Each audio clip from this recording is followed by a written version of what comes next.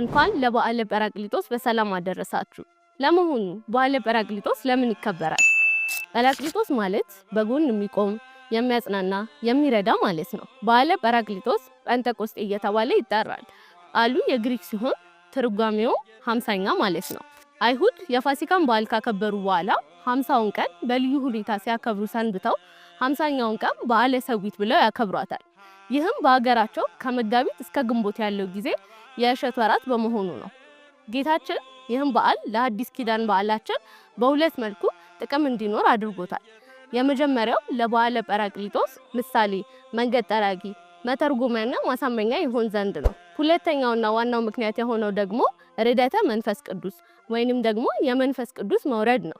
ይህም ጌታችን መድኃኒታችን ኢየሱስ ክርስቶስ ለሐዋርያት በነገራቸው መሰረት ባረገ በ10ኛው ቀን በዝግ ቤት ውስጥ ተቀምጠው ሳለ መንፈስ ቅዱስን የላከላቸው ነው። ለሁሉም እንደ አቅማቸው እስከ 72 ቋንቋ ድረስ ገልጦላቸው ዓለምን በመንፈስ ቅዱስ ተቃኝተው ያስተምሩ ዘንድ ኃይልን ያስታጠቃቸው ነው። አጽናኝ አረጋጊ የሆነ መንፈስንም ልኮ ፍርሃትን ሁሉ ከነርሱ አራቀላቸው። በዚህች ዕለት ቅዱስ ጴጥሮስ በሰበከው ስብከት 3000 የሚሆኑ ነፍሳት በክርስቶስ አምነው ተመልሰዋል።